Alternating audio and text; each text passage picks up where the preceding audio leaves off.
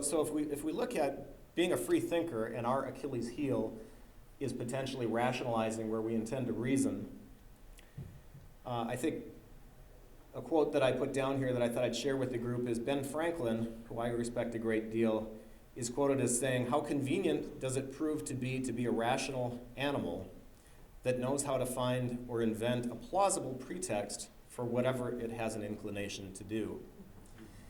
And I think very often, whether we are reasoning people or emotional people, religious people or non-religious people, I think that often takes place.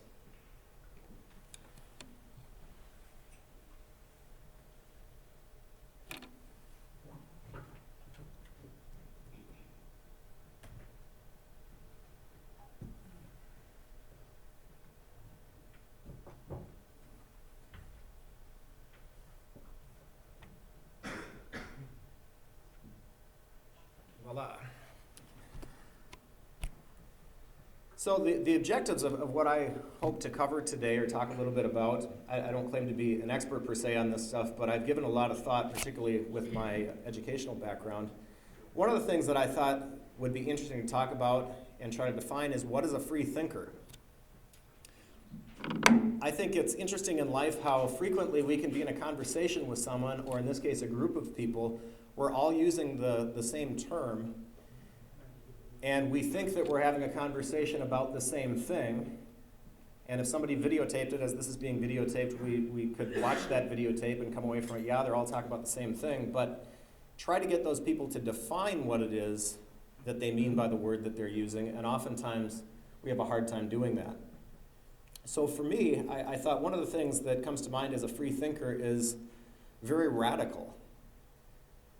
It's not just as simple as, we choose not to believe in God, but our other beliefs and things align with what the Christian might think or the Muslim might think. I think by its very nature, being a free thinker is a radical thing, because free thinking is likely to lead you to a bunch of different conclusions than had you used emotion or religion or whatnot. Another interesting thing I think about free thinking is it seems as though it's really more of a state of mind than a state of being. I know I have a tendency to think of some people as being free thinkers and some people as not being free thinkers, when in reality, those folks are swapping sides all the time. You might be a free thinker on certain topics, but very closed on other topics. So it's not as simple as saying which group you belong to. Another thing that is important, I think, in a group of free thinkers is thinking, okay, so how do we live up to that ideal? And I would say through careful deliberation, a lot of reflection, and a healthy dose of personal accountability. And by personal accountability, I don't mean the typical, usually when that phrase is used, it's often used by political conservatives talking about somebody else and how they should be accountable. I mean that as personal accountability, looking at yourself and being responsible for the decisions that you make and making good decisions, because decisions have impacts.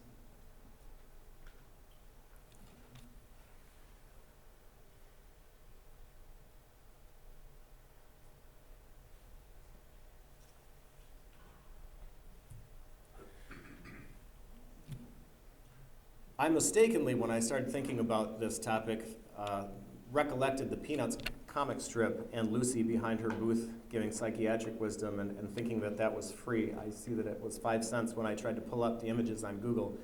But to try to define further, what is a free thinker, clearly we don't mean if Lucy charges 5 cents less, she's suddenly a free thinker. We don't mean free in that sense. We mean free from the constraints of ignorance or superstition or emotion. And I'm going to pause for a second so that you can look at the list. Can I see by a show of hands who can actually read this? Is this too small? Okay, so a good number of people. I'm not going to read this word for word, but what I tried to do is put a definition, which I will read, that your beliefs are open to change when new ideas or information is presented, that you seek to have your opinions and beliefs correlate to objective reality as opposed to what we might want to be true, and that you expose yourself to experiences that are outside your initial comfort zone. because usually our comfort zone is emotion-based, and whether that's food choices or whatever, we should try to work our way out of that initial constraint. Can you give us a little more time on these? Absolutely. Even the first one. Lucy? Not Lucy, before Lucy.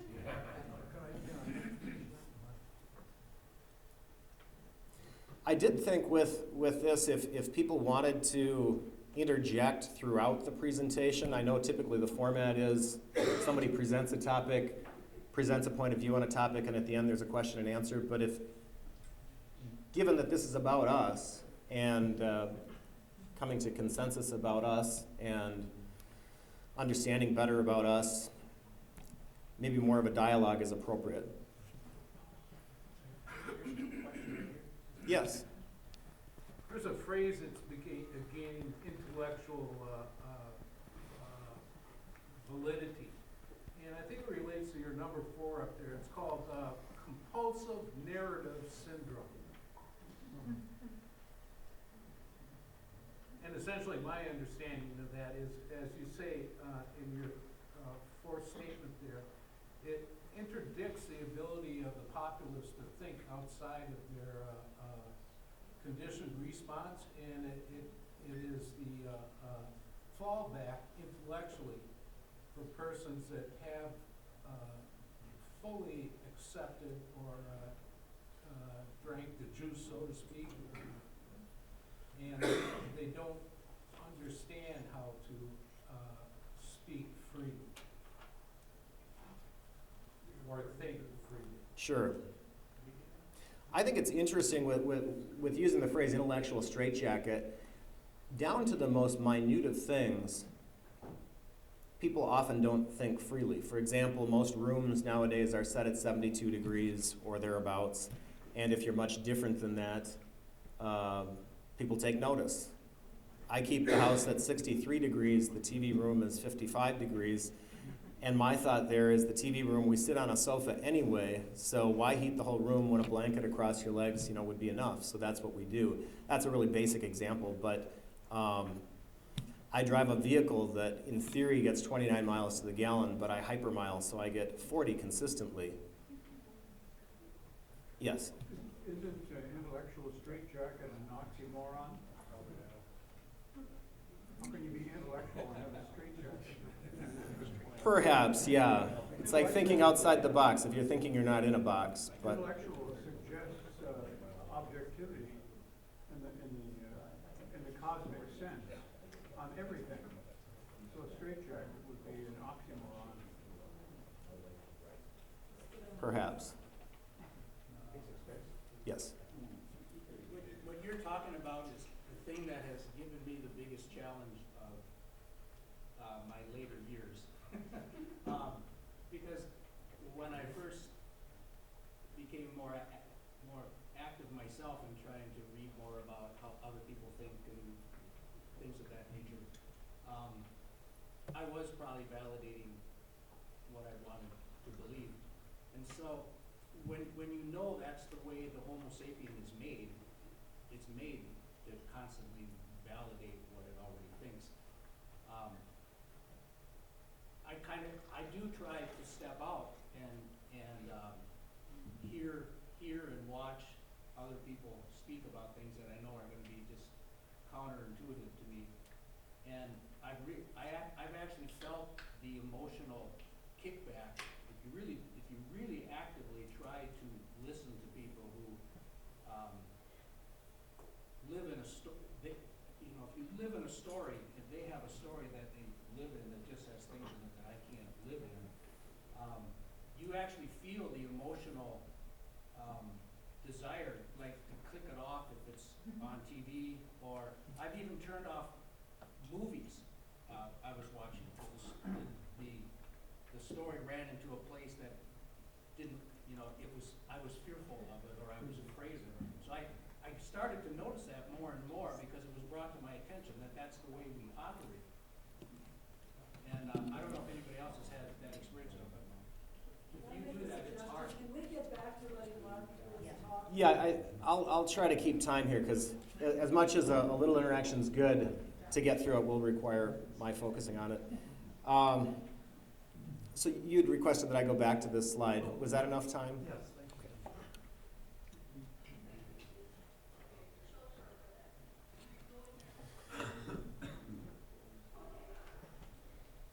So I'd left off with outside your comfort zone, exposing your things to things that are outside your comfort zone.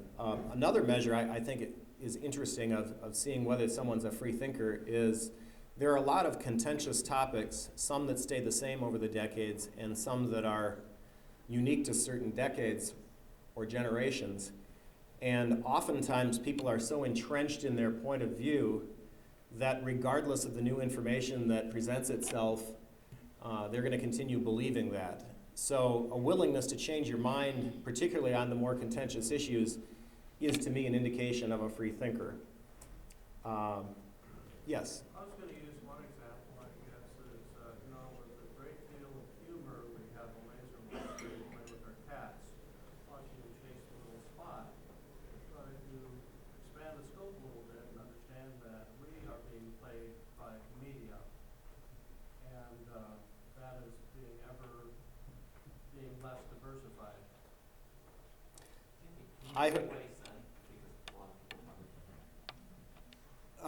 You said that the media often creates our perception and plays us. That's what's playing us. That's the laser that we're chasing, the laser spot we're chasing. Just as the mouse may perceive that it's trained the gentleman that every time it presses a button, it gets a piece of cheese, when in reality it's the other way around.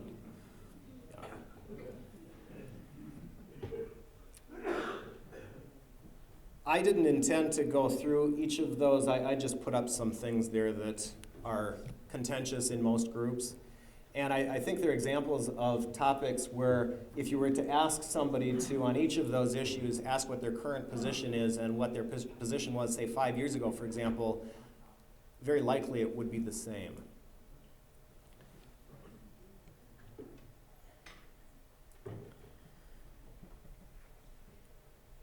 And I think related to last month's presentation, the difference between rationalizing and reasoning is often subtle enough that we don't know the difference when we're doing it. Sometimes we do, sometimes we don't. Sometimes we can identify it in another person. We can't identify it in ourselves when we're doing it.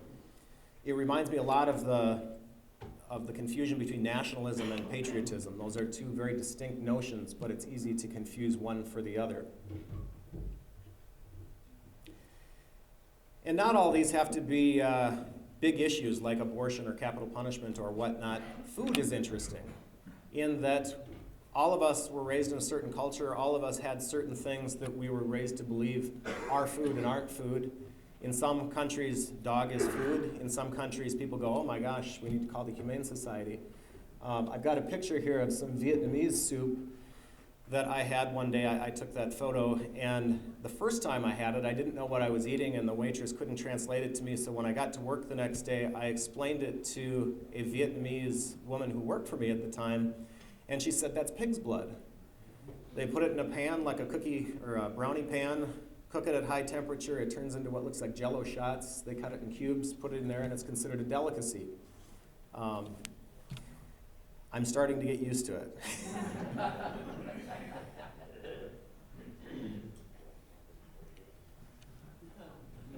You had referenced the media, and of course media is a big part of, what is a free thinker. And I know Fox News gets more than its share fair of grief for being entertainment, not really being news. I think I've read enough on USA Today that I think they're just as guilty, but probably in a different direction. But we have a choice of what we're going to look at each day, and part of that too about being a free thinker is exposing yourself to alternate viewpoints.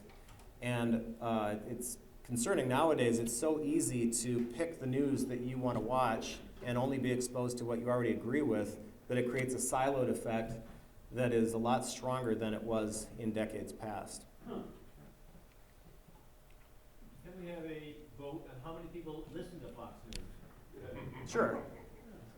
Show of hands.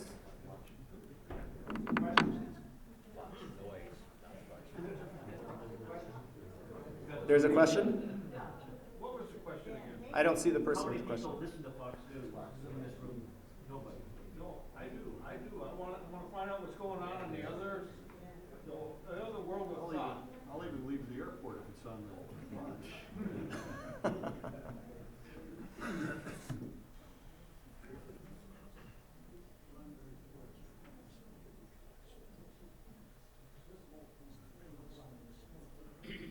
Last month's presenter argued that emotion often trumps reasoning, and I think evidence suggests that this is true.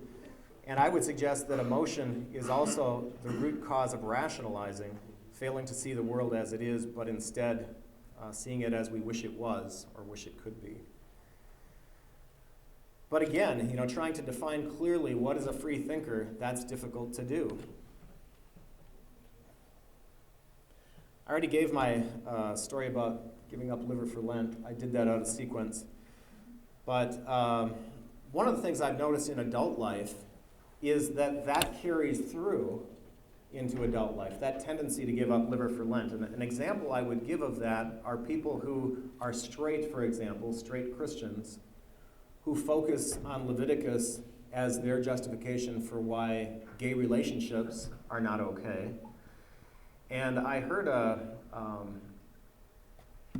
black minister maybe 2 years ago on the radio who was the minister of a black church and has been trying to get his congregation to be more accepting of the gay community.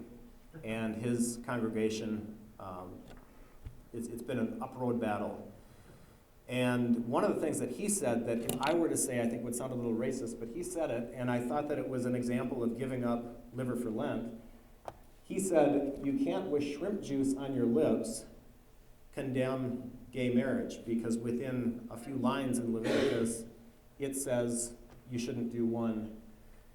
So it's easy to focus on the thing that doesn't really apply to you. If you're not gay, you don't have to take that line. It's not a pain to give it up. There's a 14-year-old boy that I have mentored for a number of years, and he comes from a difficult home where the father's not present, the father doesn't really support the family, and he said to me once, and he's gay, I should mention, he said to me once, well, I'm not going to do what my dad did, got my mom pregnant early before it was his mom, before they were married, I mean. I pointed out to him that as a gay kid, the odds of that happening are really slim.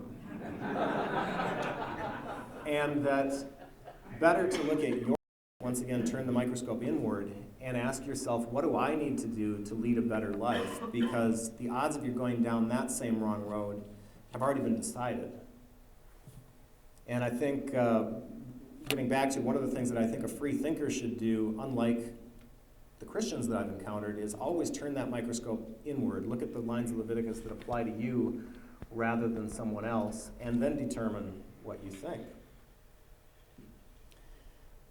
Another interesting one that I've seen recently, and this is current news, but there's been a lot of controversy with Bill Crosby recently, and it's been interesting to me to see people that I have discussed Bill Clinton with in the past, who were defenders of Bill Clinton and Bill Clinton's behavior, who currently think that even though the statute of limitations is up and whatnot, Cosby's guilty and he should be held to account for it.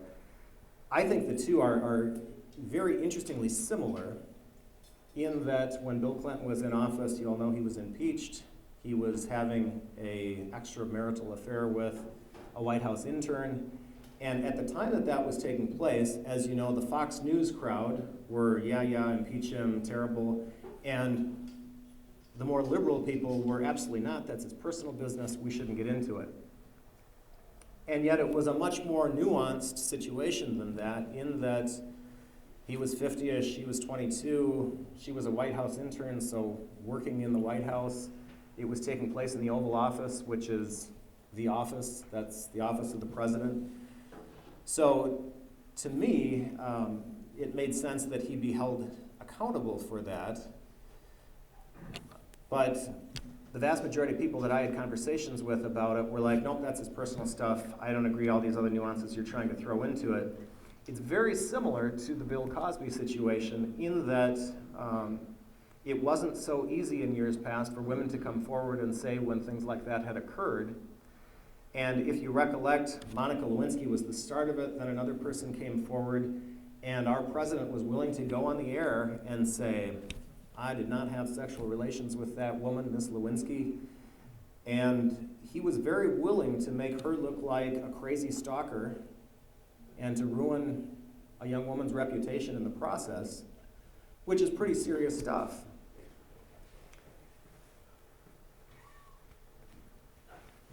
Do you have a question? No? Okay.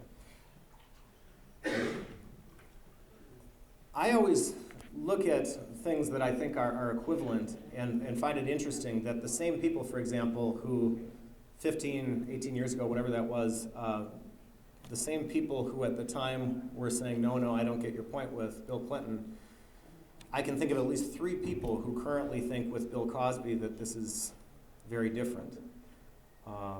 And I think they're quite similar. Lewinsky didn't complain.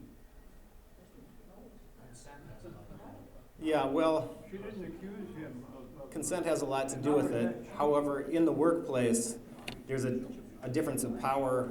President, 22-year-old, there's a lot going on there. That She went out of her way to destroy him by giving all the information to Linda Tripp, remember? She wasn't the... Yeah,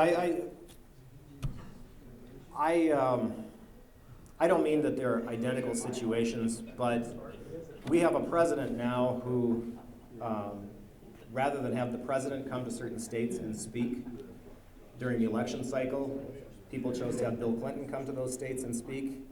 I think it's interesting.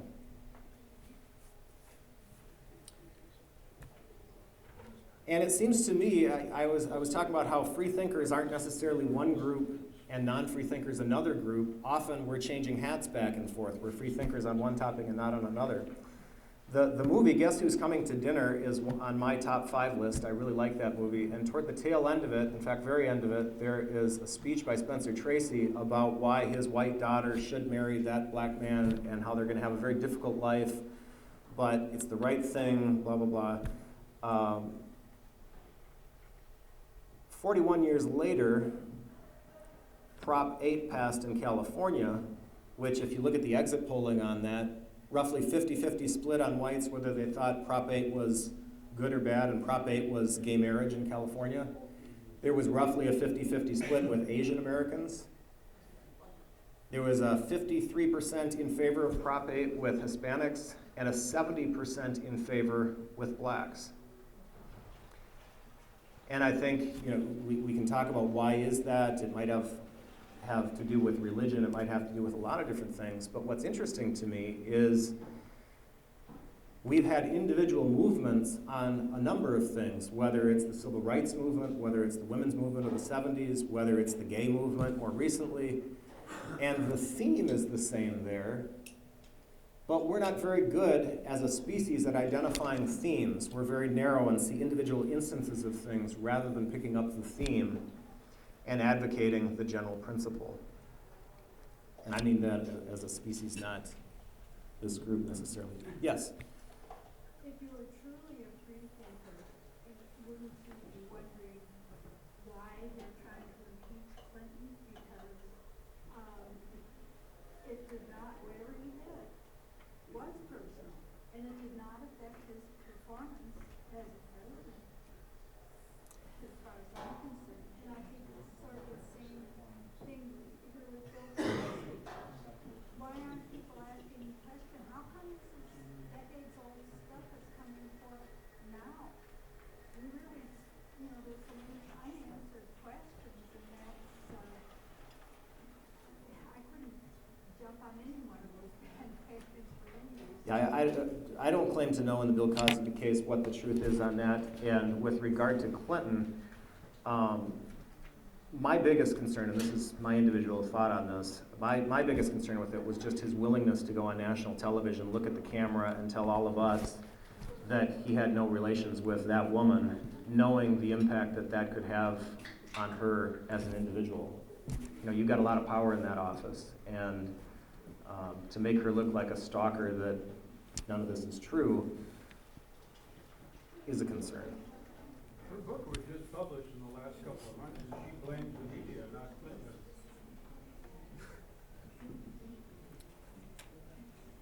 Can we stay on the topic, please? Sure.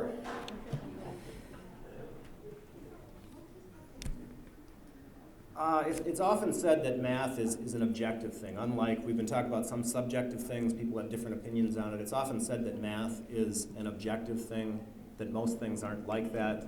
And getting a black or white answer, it's nice that we can do that in math, we can't in other areas. I've heard it said before, and I'm a financial consultant, so I thought this was kind of funny the first time that I heard it, that gambling is a tax on people who are poor at math. But the more I've thought about that, it's kind of like on a pack of cigarettes.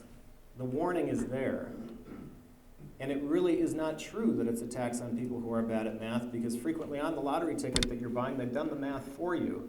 I think it's really an emotion that's behind that and is the driver of why people engage in gambling, even though the odds aren't in their favor. And I think a question, once again, trying to direct it back to self, are there instances where we are similarly bad at math, that in a situation where you would think that it is a black or white answer and everybody should quickly come to the same conclusion? I know in my personal life, particularly in the workplace, not always the case.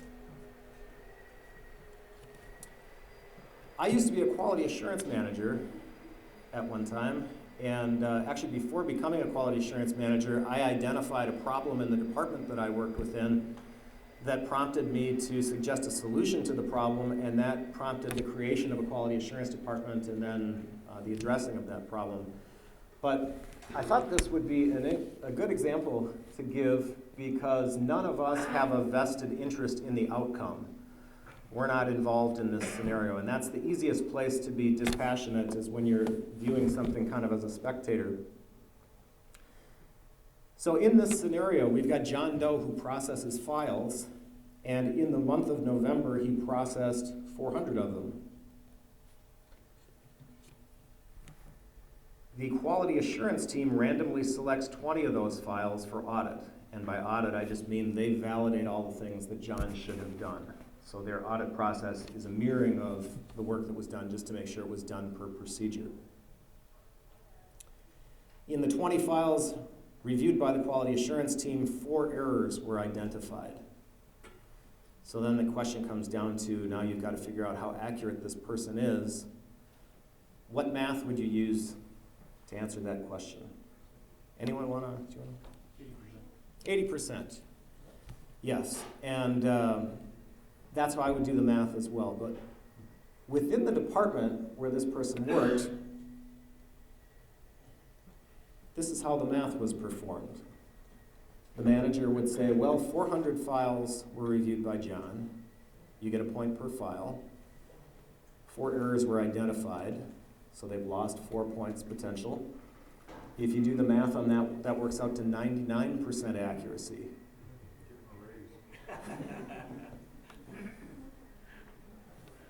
The quality assurance team gets a 0% on there. And then I thought I'd throw in here for you the matrix that was used for year-end reviews. So 99% is what John performed at. He is above standard. And it had been like that for years. Now the real math,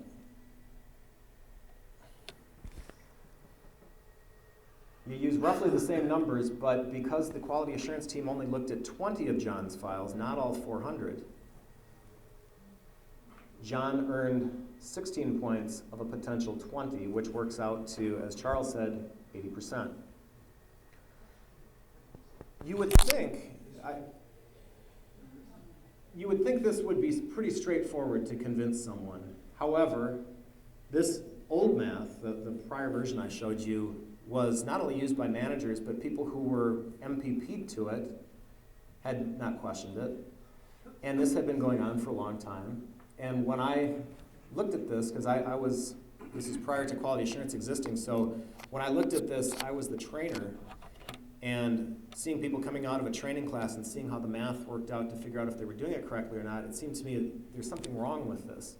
And I went to my manager, explained the math to her, suggested, shouldn't this be the math? She said, absolutely. I think you're wrong that this is how it's being done. I can't imagine that that's correct. So there was a big meeting of, this was the director of operations, so she gathered all the managers together and everybody said, no, he's right, that's how the math is done.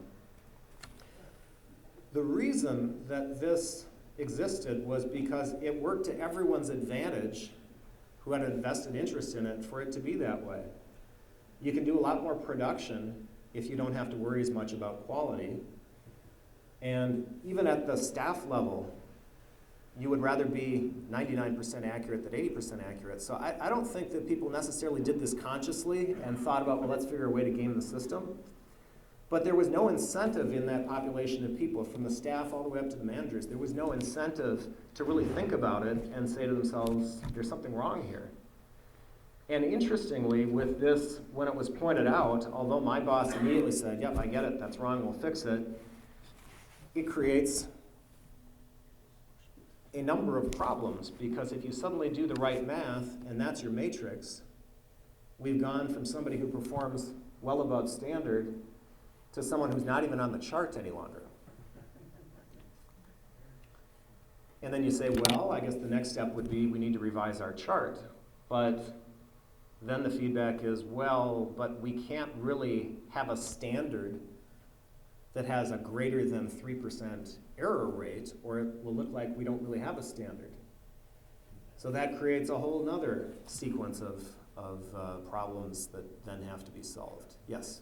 The sobering reality is that the pharmaceutical industry does exactly the same thing in their relative risk reduction versus the actual risk reduction, so that we think Fosamax reduces osteoporosis by 50%, where actually it only reduces it 1% by the statistical manipulation. Yeah. And we're constantly being fooled.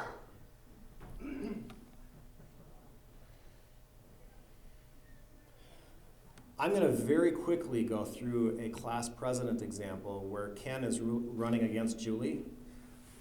So I've got sophisticated props here to symbolize two boxes.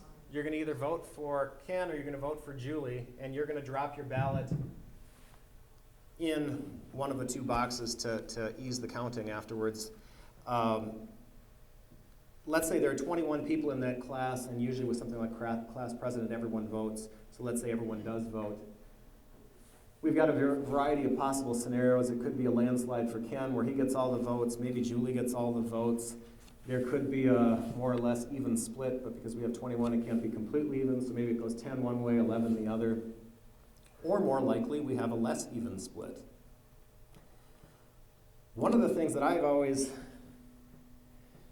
enjoyed about thinking about elections is that in our everyday language, and this is another example where I think that the society that we live in operates by a lot of things that aren't free thinking, we tell ourselves that every vote matters. We tell ourselves that your vote, you really need to get out and vote. In this situation, there are a lot of people who could have abstained from voting, and the outcome of the election would have been identical if that was the split. So if 7 voted for Julie, 14 voted for Ken, a lot of the people who voted for Ken could have stayed home, and the result would have been the same.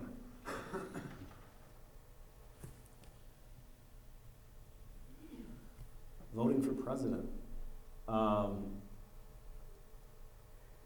In a national election, I had to rely on statisticians for this because my math is not the best, but I looked up that the odds of a vote being decisive in a presidential election is 1 in 60 million. And because our national elections are every 4 years, that would mean that once in every 240 million years, you would expect a vote to be the decisive, one vote to be decisive in a national election. Unless you're a Supreme Court justice. In which case, 100%. This might seem counterintuitive because we were raised since little kids to believe that every vote matters, and if you don't go out and vote, there's going to be a big difference. But the reality is, since our country has existed, The closest election that we've had at the national level is the one that's listed here from 1960, and that was between Nixon and Kennedy. And the difference there was over 112,000 votes.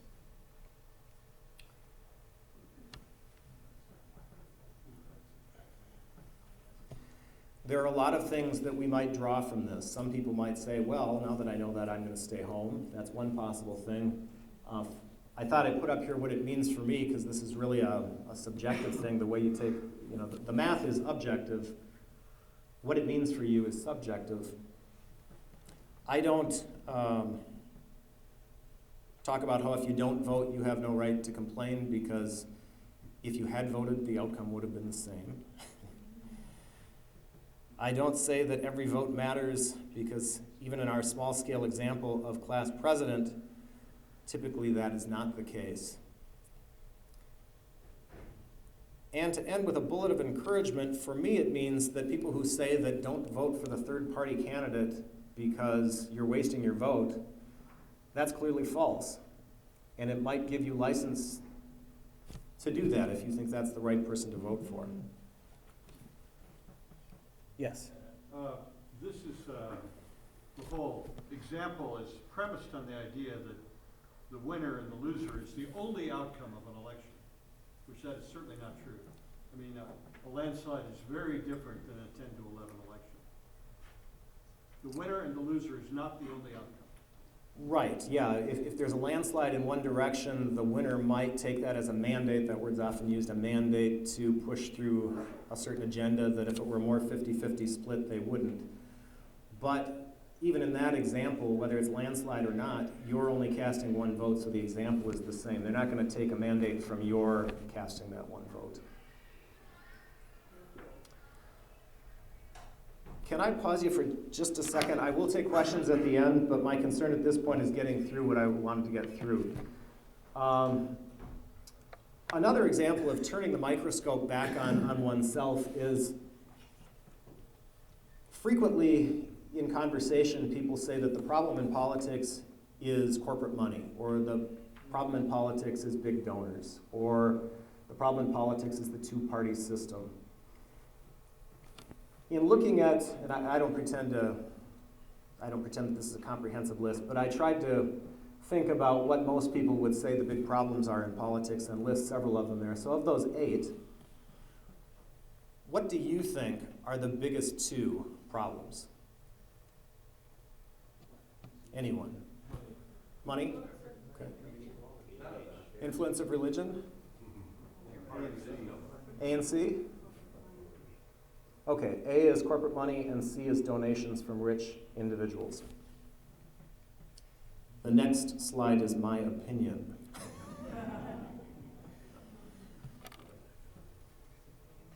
Once again, I'm much more inclined to turn the microscope inward, and I don't deny the influence of things like corporate money or donations from individuals, or as a gay man who has been with his partner for 19 years but could only recently get married to that person, I understand that there is an influence from religion. However, it seems to me that the voting populace is the most responsible for the predicament of things, and that the lies told by politicians are another huge problem in our system. It might be controversial from here. I put out some stats here about the voting public. 33% of the US unable to read at the 8th grade level. These are adults I'm talking about. 33% total percent of high school graduates who will never read a book after high school. 75% of people 18 to 24 know where the Gulf of Mexico is. And in 2012, for the first time in our nation's history, we reached an 80% graduation rate, and that's up. 80% graduation rate from high school. What impact does this have on our political system? A 2006 survey found that only 42% of voters can name the 3 branches of government. A majority of Americans don't know who is representing them in Congress. And a majority of Americans believed, I don't know if this is still true, but at least at the time that the Gulf War occurred, believed that Saddam Hussein was responsible for the World Trade Center attack. Clearly, what the people who are voting know is important. And for us to have a good functioning democracy, the people who are doing the voting need to have a reasonably good grasp of what candidates stand for, of what parties stand for, of geopolitical things that might be going on. We live, after all, in a representative democracy, not a direct democracy, so we elect people to represent us and to do the hard thinking on issues so that we can go to our day job and lead our lives. That's important. The conclusion that I draw from this is that we have a let's make a deal democracy. And by let's make a deal democracy, I'm referring to that old game show that I read recently is still on TV, with 3 curtains, where the let's make a deal format is you select which curtain you want, but you don't know what's behind the curtains.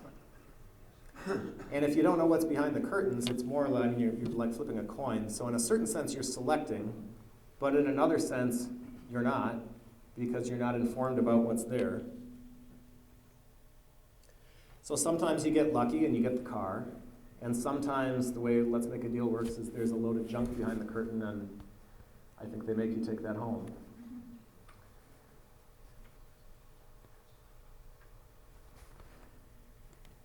We, as Americans, look around the globe oftentimes and see countries that call themselves democracies and say, but they're not really because, maybe there's only one candidate running.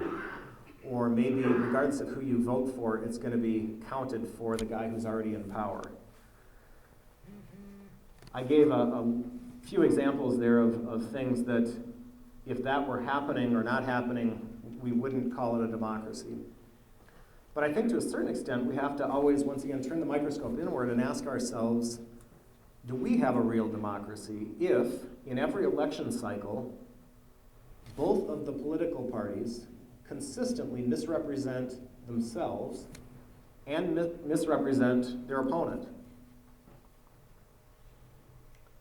And even if you're in the habit of reading a lot and trying to figure out what the truth is about a particular candidate, that's not that easy to do, and I guarantee you that the majority of voters don't do that.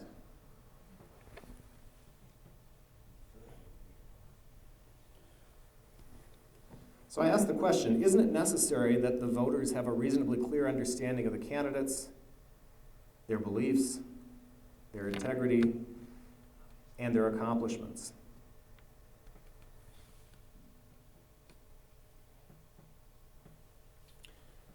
And in most election cycles, I think of Joan Grow, who was Secretary of State at one time. Every time there was an election cycle, she would be on NPR talking about what can we do to increase voter turnout. The question of what can we do to improve the voting process so that the people that are doing the voting know what they're voting for, understand the issues, that question is never raised. I think I've heard that raised once, and it was immediately shot down as, well, that's elitist to ask the question. But the reality is, we have a let's make a deal democracy unless we ask the question. And I personally think that's a much more important question than whether we only have 50% turnout. And I think it's disingenuous for us to say that the biggest problem is corporate money or the Koch brothers, when in reality, they only cast one vote, just like we do. Not true. Okay, I'll take that line back for sake of time.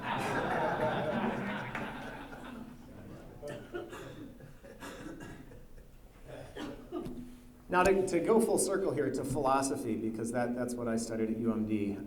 One of the things in philosophy that's talked about is straw man. It's a type of logical fallacy where rather than argue with your opponent and their true argument and their true beliefs, what you instead do is you create a scarecrow-like thing that looks like them, sounds like them, but is a weaker version of their beliefs so that it's easier for you to dismiss them.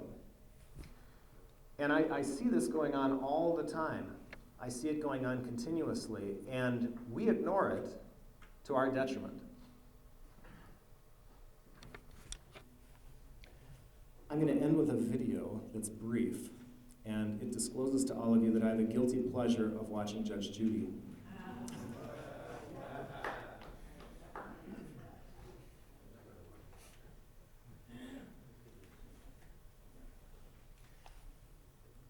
I had no idea when I suggested that I was going to do this topic, I had no idea in June that politics would even be part of this. However, the minute the election cycle started, and because I watched Judge Judy from 4 to 5, and there were a lot of political commercials on Judge Judy, I would watch commercial after commercial after commercial. And I've not really disclosed to you what my personal political beliefs are. That's not important to any of this. But what I find interesting is regardless of which party, if you're in favor of one of the major parties, they're the ones you see on TV, and they consistently lie to us. And yet, we, maybe not you, but we as a nation still vote for these people, and then are surprised by the fact that our government doesn't work well. To me, an election cycle is like an interview for a job. And as a hiring manager, if the person who I was interviewing lied to me, and worse yet, lied about their opponent, the other person who applied, I would immediately say, next. We don't do that.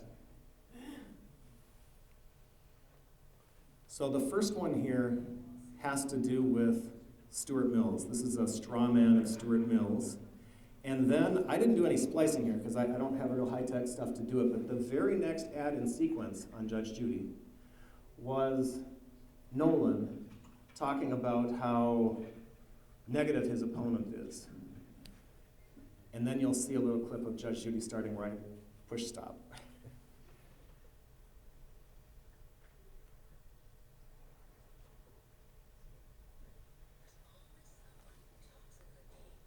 Oh dear.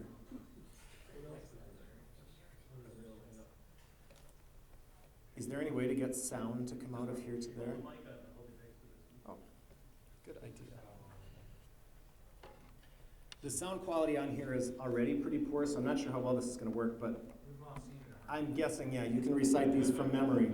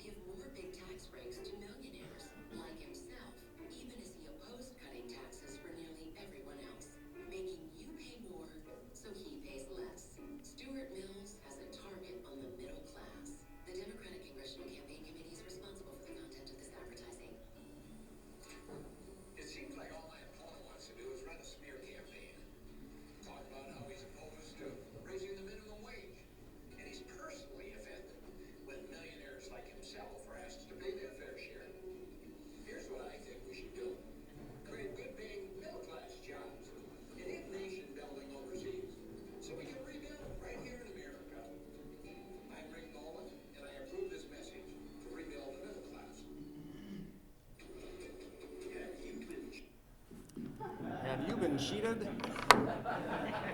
I argue we all have. That's the full deal. Questions?